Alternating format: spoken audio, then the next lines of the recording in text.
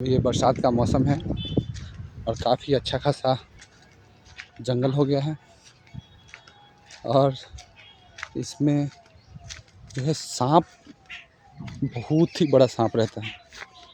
मुझे डर लग रहा है जाते हुए कहीं बीच में मिल नहीं जाए। सांप, बहुत बड़ा सांप है इसमें जंगलों में।